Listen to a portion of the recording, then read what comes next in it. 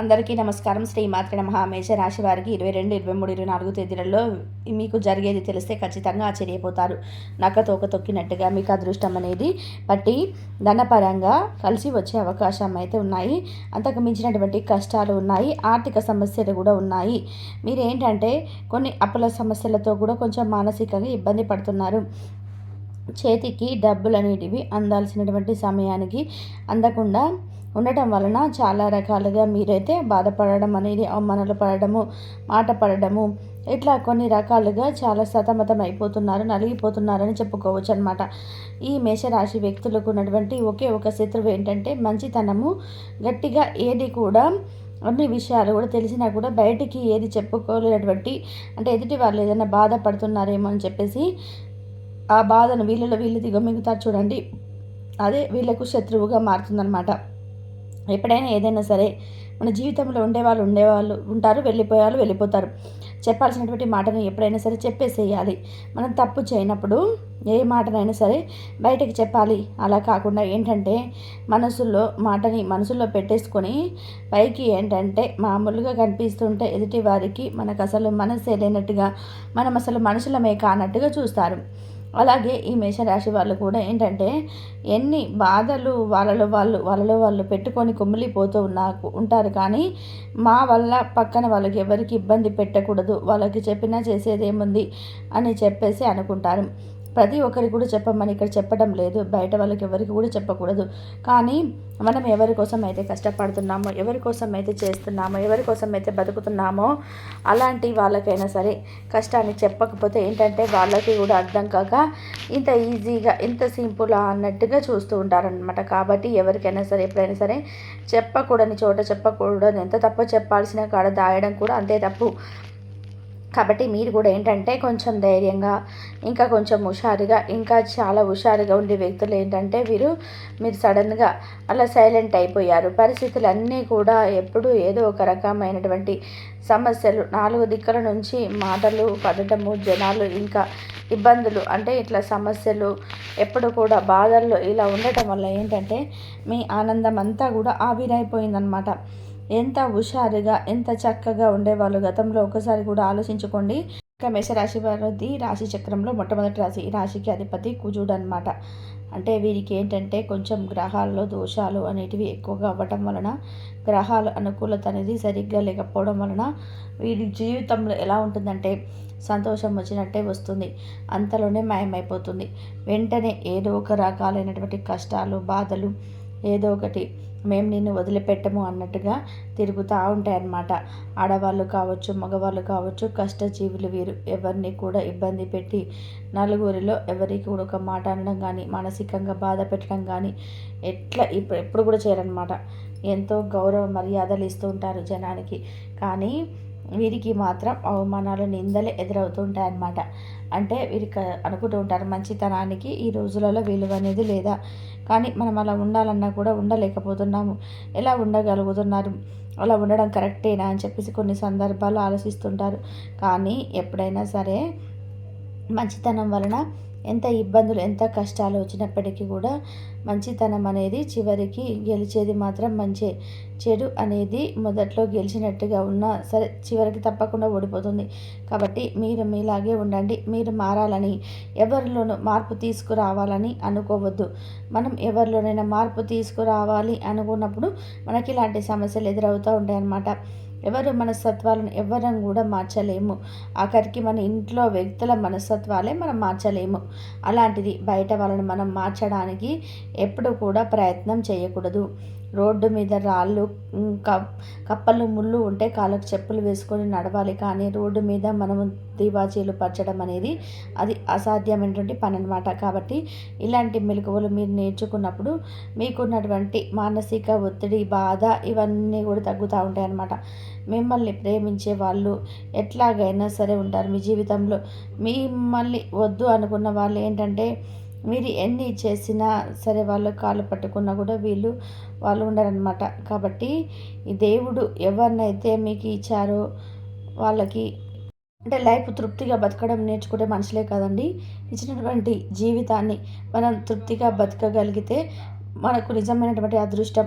కావాలి అనుకున్నప్పుడు డబ్బు విషయాల్లో కానీ ఇలాంటి వాటప్పుడు సంపాదించుకొని చేసుకోవాలి. అంతేకాని ఎక్కడా కూడా అసంతృప్తి, నిరాశ, ఏదో లేదు అంటే ఇంకేదో వెలితి ప్రతి మనిషికి ఉంటుంది. వెలితి లేని మనిషి అనేది ఎవ్వరూ కూడా ఈ భూమి మీద ఉండరన్నమాట. ప్రతి మనిషికి ఉండరు. తృప్తిగా ఉన్నటువంటి జీవితాలు కొంతమందికే ఉంటాయి. అందులో ముఖ్యంగా మనసు లేని మనుషులకి ఉన్నాయన్నమాట. మనిషికి శత్రువు ఏదైనా ఉంది అంటే అది మనసు మాత్రమే. మనసు పనిచేసే మనిషి కంటే ఆలోచన చేసేటువంటి మనిషికి ఏంటంటే ప్రతిదీ కూడా అర్థమయ్యేసరికి బాగా తెలుస్తుందనమాట. అసలు ఆలోచన లేని మనిషికి, అసలు మనిషే లేని మనిషికి ఏది ఉంటే వాళ్ళకి తృప్తి పడిపోతారు. శుభ్రంగా అంటే పగలంతా కష్టపడతారు, సాయంత్రానికి సంతోషంగా ఉంటారనమాట. అలా ఉంటారు. కాబట్టి మనకు కూడా కొన్ని సందర్భాలలో మనసు లేని వ్యక్తులుగా పని చేసుకోవడమే, మన పని మనం చేసుకుంటూ వెళ్ళిపోవడమే బెటర్ అనమాట. ఇలా మీలో కూడా కొంచెం మార్పులు చేర్పులు అనేటివి రావాలి.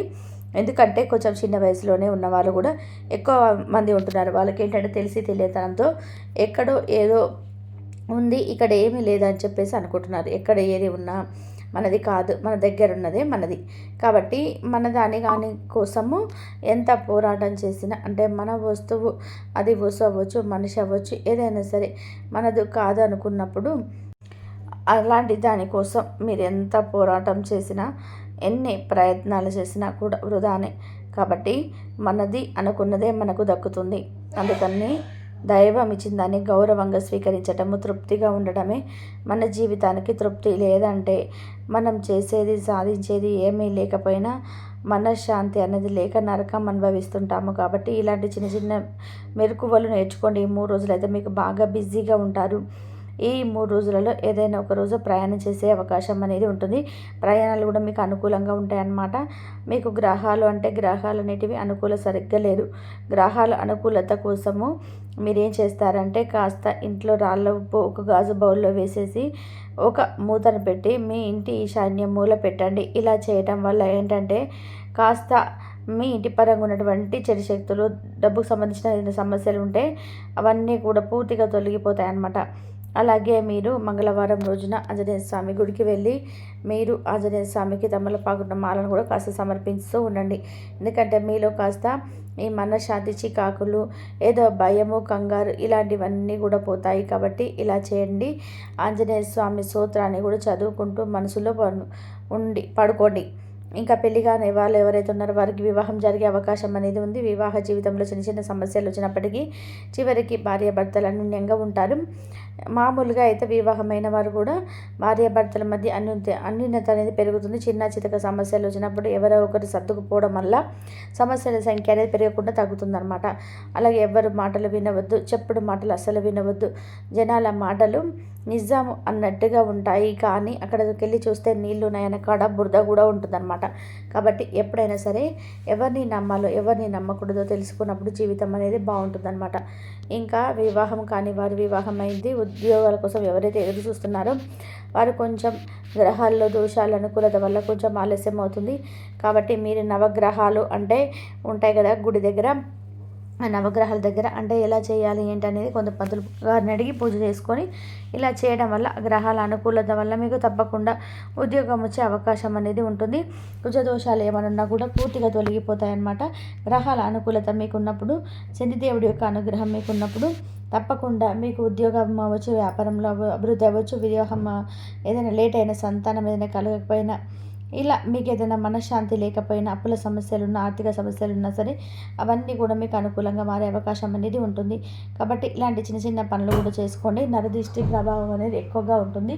కాబట్టి కాస్త ఎండమిరపకాయలతో దిష్టి తీసేసుకొని ఎక్కడైనా నిప్పులు ఉంటాయి కదా వాటికి ఇట్లా అటు వేసేసేయండి. ఇక అవన్నీ కూడా చాలా వరకు పోయే అవకాశం అనేది ఉంటుంది. ఇంట్లో కూడా తప్పకుండా దైవారాధన చేసుకోండి. మీకు కుదిరితే సోమవారం రోజున శివాలయానికి కూడా వెళ్ళండి. దైవారాధన అంటే ఇంట్లో దీపం వెలిగించడం వలన ఇంట్లో చాలా వరకు కూడా ప్రశాంతమైన వాతావరణం, అనుకూలమైన వాతావరణం ఏర్పడుతుంది. ఆడవారు చేయాలని ఏం లేదు, మగవారైనా చేసుకోవచ్చు. ఏమీ లేదు, కాస్త శుభ్రం చేసుకొని పటాల దగ్గర కొంచెం గంధ కుంకుమ పెట్టేసి దీపం ప్రార్థన చేసేసుకొని చక్కగా దీపం పెట్టుకొని ఒక అరటిపండు బెల్లం ముక్కను కొంచెం పంచదార ఏదో ఒకటి నైవేద్యంగా పెట్టేసుకొని నమస్కారం చేసుకోండి. మీకు అంతా కూడా అనుకూలంగా ఉంటుందన్నమాట. నెగిటివిటీ అనేది చాలా వరకు కూడా తొలగిపోయే అవకాశం అనేది ఉంటుంది. డబ్బు అనేది ఎంత కష్టపడితేనో వస్తుంది మీకు డబ్బు. మీకు ఏంటంటే పిత్రార్జిత ఆస్తులు ఇలాంటివి తక్కువ అన్నమాట. ఒకవేళ ఉన్నా కూడా అవి కదిలించడానికి కుదరదు. కాబట్టి అంటే కుటుంబంలో ప్రతి బాధ్యత కూడా ప్రతి ఖర్చు కూడా మీరు చూసుకోవాల్సిన పరిస్థితి అనేది ఉంటుంది. కాబట్టి ఇంత కష్టపడితే వచ్చిన సొమ్ముని జాలితోటో దయతోటో దాన ధర్మాలు చేయటం వేరు, కానీ అన్నీ ఉన్న వాళ్ళకి కూడా అంటే గొప్పల కోసం చేయడం వేరు. అందుకని చెప్పేసి మధ్యవర్తిగా ఉండడాలు ఇలాంటివి చేస్తే ఉంటే మాత్రం గట్టిగా మీరు ఇబ్బంది పడతారు. ఇవాళ రోజున మీరు ఇంకా కాసేపు ఉంటుందో కూడా తెలియదు. కాబట్టి డబ్బు విషయంలో మాత్రం ఎవరి దగ్గరికి అంటే మధ్యవర్తిగా ఉండటం వద్దు, అప్పుగా కూడా తీసుకోవద్దు. ఉన్న వాటిలోనే సర్దుకోండి. ఇంకా కావాలి అనుకుంటే ఇంకా కొంచెం గట్టిగా కష్టపడండి. అంతేకాని ఒకవేళ మరి అత్యవసరం అనుకోండి, 10 రూపాయలు కావాలనుకునేటప్పుడు 9 రూపాయలు మీ దగ్గర ఉన్నప్పుడు 1 రూపాయి ఎక్కడైనా అప్పు చేయండి. అంతేకాని రూపాయి దగ్గర పెట్టుకొని 9 రూపాయలు అప్పు చేయాలని చూస్తే మాత్రం చాలా ఇబ్బంది పడతారు. కాబట్టి ఇలాంటివి కూడా మీరు తెలుసుకుంటే ఈ ఇబ్బందుల సంఖ్య అనే ఆర్థిక సమస్యలు కూడా చాలా వరకు కూడా తగ్గుముఖం పడతాయి. డబ్బుని నీటికి లాగా వృధా చేయకుండా అవసరమైన వాటికి వాడుకోండి. అనవసరమైన ఖర్చులు తగ్గించుకోండి. చిన్న చిన్న ఖర్చులు రూపాయలే, 10 రూపాయలే, 100 అని చెప్పి ఖర్చు చేస్తూ ఉంటారు. అవే రేపు ఏంటంటే చిలికి గానివాన అవుతాయి అన్నమాట. ఒక్కొక్క రూపాయి కూడా కూడా పెట్టుకుంటే కష్టాలు అనేవి ఎక్కువ అవుతున్నాయి. అలాంటి వాళ్ళకి డబ్బు నిలవట్లేదు. అలాంటిది రూపాయలే, 10లే, 100లేగా 500లే కదా అని చెప్పి ఖర్చు చేస్తే జలసాల వల్ల చాలా ఇబ్బంది పడే అవకాశం అనేది ఉంటుంది. ఎందుకంటే అదే రూపాయి కోసం రేపు మనం వెతుక్కోవాల్సిన పరిస్థితి కూడా వస్తుంది. అడిగినా కూడా ఎవరు ఇవ్వరు. కాబట్టి ఇది గుర్తుపెట్టుకోండి. ఇంకా మీరు కాస్త మూగజీవులకు ఆహారంగా పెట్టండి. అంటే కాకికి మీరు తినేటప్పుడు ఒక ముద్ద అన్నం పెట్టండి. ఇలా చేయడం వల్ల పితృదోషాలు తొలగిపోతాయి. పితృదేవతల యొక్క ఆశీర్వాదం కూడా మీకు దక్కి ఇలాంటి సమస్యల సంఖ్య అనేది తగ్గుతుందన్నమాట. అలాగే కుక్కలు కానీ వస్తే వారికి కూడా ఏదైనా బిస్కెట్లు కానీ లేకపోతే కొంచెం ఏదైనా పెరుగు కలిపిన అన్నం కానీ ఆవుకి ఏదైనా అరటిపండు తినిపించడం కానీ ఇలాంటివి కూడా మీరు చేస్తూ ఉండాలి. చేయటం వల్ల సమస్యల సంఖ్య అనేది చాలా వరకు కూడా తగ్గిపోతుంది. అలాగే మీరు ఏంటంటే ఏదైనా దేవాలయంలో ఒక రోజు నిమ్మకాయలతో పులిహోర ప్రసాదంగా పంచండి. అలా పంచటం వలన దోషాలనేటివి పూర్తిగా తొలగిపోతాయి. గ్రహాల యొక్క అనుకూలత అనేది మీకు దక్కుతుంది. ఇష్టమైనటువంటి వారితో ఫోన్లో మాట్లాడి సంతోషంగా ఉండే అవకాశం అనేది ఉంటుంది. కాస్త కూస్తో ఫోన్లో మాట్లాడగలుగుతారు. మరి అంటే అదిగా మాట్లాడమాకండి. అదిగా మాట్లాడితే ఏదైనా గొడవ జరిగే అవకాశం అనేది ఉంటుంది. ఇంకా మీరేంటంటే కొంచెం కోపం అనేది తగ్గించుకోవాలి. కొంచెం కోపం మీ మంచితనం వల్ల మీకు కోపం వస్తుంది. అది మీకు తెలుసు, కానీ అది వారికి ఎప్పటికీ కూడా అర్థం కాదు. అర్థమయ్యేలా చేయాలి అని చెప్పి మీరు ప్రయత్నించవద్దు. ఎంత చేసినా కూడా అర్థం కాదు. వాళ్ళకి అర్థం అవుతాయి, అపార్థాలే అవుతాయి కానీ అర్థాలు అవ్వవు. కాబట్టి కొంచెం కోపం తగ్గించుకొని ఏదైనా సరే కూల్గా మాట్లాడి ఆ సమస్యను తీసేయండి. మరి అసలు అవి కాకపోతే వదిలేసేయండి. గొడవలు మాత్రం పెట్టుకోవద్దు. ఇలాంటి నియమాలు పాటిస్తే తిరుగుండదు. అర్థమైంది కదా ఈ 3 రోజులు ఏంటి అనేది. అలాగే ఆరోగ్యాన్ని కూడా దృష్టిలో ఉంచుకుంటే చిన్న చిన్న అనారోగ్య సమస్యలు వస్తూ ఉంటాయి. ఈ రాశి వారికి ఏంటంటే మీకు కొంతకాలంగా అంటే చిన్నపాటి అనారోగ్య సమస్యలు అనేటివి ఏంటంటే అవి కూడా కొంచెం మీకు ఎక్కువగా మీకు లేనిపోని ఆలోచనలు మిమ్మల్ని డిస్టర్బ్ చేస్తూ అది జరుగుతుందో జరగదో ఏదైనా ఒక పని గురించి అనుకున్నప్పుడు దాని గురించి ఆలోచించడం, డబ్బుకు సంబంధించినటువంటి సమస్యల గురించి ఎక్కువగా ఆలోచించడం చేయడం వల్ల మీకు లేనిపోని తలనొప్పులు ఎక్కువగా అయ్యి ఒత్తిడికి గురయ్యి చిన్న చిన్న అనారోగ్య సమస్యలన్నింటికి గురవుతూ వస్తున్నారు. కాబట్టి మీకు ఈ 3 రోజులు కూడా డబ్బుకు సంబంధించినటువంటి సమస్యలు అయితే ఏమాత్రం కూడా కనిపించడం లేదండి. కాబట్టి అన్ని విధాలుగా కూడా అన్ని రకాలుగా మీకు అనుకూలంగా ఉంది. ఉద్యోగం చేసేవారికి కానీ వృత్తి అంటే ఏ వృత్తి చేసేవారికైనా కానీ వారికి ఈ 3 రోజుల్లో బాగా కలిసి వస్తుంది. అలాగే అనుకూలంగా ఈ 3 రోజులు కూడా మీకు మీరు అనుకున్నటువంటి రోజులుగా గుర్తుండిపోతాయి. అలాగే మీ మనసును మీరు ప్రశాంతంగా ఉంచుకోవడానికి ఓం నమః శివాయ అన్ని ఈ అష్టాక్షరి మంత్రాన్ని అయితే ప్రతినిత్యం కూడా ఏ పని చేసినా కూడా ఎల్లవెల్లలా జపించుకుంటూ ఉండండి.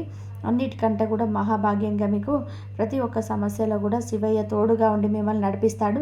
ఇక అలాగే ఆరోగ్యాన్ని జాగ్రత్తగా మంచిగా కాపాడుకోండి. ఆరోగ్యమే మహాభాగ్యం అని చెప్పి అంటుంటారు. కాబట్టి ఆరోగ్యంగా ఉంటే మనకి ఏదైనా కూడా మన చేతిలో అనుకున్నది మన చేతికి వస్తుంది. కాబట్టి ఆరోగ్యాన్ని జాగ్రత్తగా చూసుకొని చిన్నపాటి అనారోగ్య సమస్యలే కదా అని చెప్పి తేలిగ్గా తీసి పడేయకుండా ఆ సమస్యకు తగినటువంటి అంటే దగ్గరలో ఉన్నటువంటి వైద్యుడిని సంప్రదించి మీకున్నటువంటి అనారోగ్య సమస్యలు ఏమిటో ఆ వైద్యుని సంప్రదించి చెప్పేసి సమస్యను దూరం చేసుకోండి. అలాగే మానసికమైనటువంటి ఆరోగ్యాన్ని కూడా పొందండి. యోగా అలాగే ఆధ్యాత్మిక పరమైనటువంటి అంశాలను ఏదైతే ఉంటాయో ఆధ్యాత్మిక పరంగా ఉన్నటువంటి ఏవైనా కానీ అవి మీకు ఇంట్లో చక్కగా దీపం పెట్టుకొని ప్రశాంతంగా భగవన్ నామస్మరణ చేసుకోవడం, దేవారాధన సందర్శన చేసుకోవడం ఇలాంటివన్నీ కూడా మానసిక ఆరోగ్యాన్ని రెట్టింపు చేసే విధానంగా పనిచేస్తాయి. కాబట్టి ప్రతినిత్యం కూడా దైవనామస్మరణ చేసుకోవడం, ఇంట్లో దీపారాధన చేసుకోవడం, మీ మనసుని ప్రశాంతంగా ఉంచుకోవడానికి యోగా లాంటివి చేసుకోవడం ఇలాంటివన్నీ కూడా చేయడం వలన మీరు ఇంకా మానసికంగా ధైర్యంగాను బలంగాను ఉంటారు. ఈ విధంగా అయితే ఈ మేషరాశి వారికి ఈ 3 రోజులు కూడా చాలా రాజయోగంగాను బ్రహ్మాండమైనటువంటి అదృష్టం కలిసి వస్తుందని చెప్పుకోవాలి. కాబట్టి ఎక్కడ కూడా ఏ ఇబ్బందులు అయితే లేదండి. ప్రయాణాలు కూడా చాలా చక్కగా అనుకూలంగా ఉంటాయి. మీకు కుటుంబ పరంగా కూడా ఆ కుటుంబంతో చాలా చక్కగా టైం స్పెండ్ చేస్తారు. వారితో చాలాసేపు గడిపి వారు మీకున్నటువంటి ప్రతి ఒక్క విషయాన్ని కూడా వాళ్ళతో వెల్లడి చేసుకుంటారు. మీకు ఏదైనా సమస్య కూడా వారితో చెప్పుకోండి. వారితో ఏదైనా సమాధానం కూడా మీకు తప్పకుండా లభిస్తుంది. మరి ఈ మేషరాశి వారికి ఎలా ఉంటుంది అనేది మీరు తెలుసుకున్నారు కదా. ప్రతి విషయంలో కూడా మీకు సంబంధించిన ప్రతి పర్సనల్ విషయాలన్నీ కూడా ఇవన్నీ కూడా మంచిగా మీరు చెప్పడం మానేసుకోండి బయట వాళ్ళకు. అంటే మనం ఏంటంటే ప్రతిదీ కూడా చెప్పుకుంటే ఎప్పుడు ఏ చెడు వస్తుందో వారి వల్ల అనేది నష్టం వస్తుందో అనేటువంటి అవకాశం అనేది మనకు చాలా ఎక్కువగా కనిపిస్తుంది. కాబట్టి మీరు కష్టాలు నష్టాలను ఇబ్బందులన్నీ బాధలన్నింటినీ కూడా ఒకరికి చెప్పుకోండి దేవుడికి. ఇంతవరకు చూసినందుకు ధన్యవాదాలు.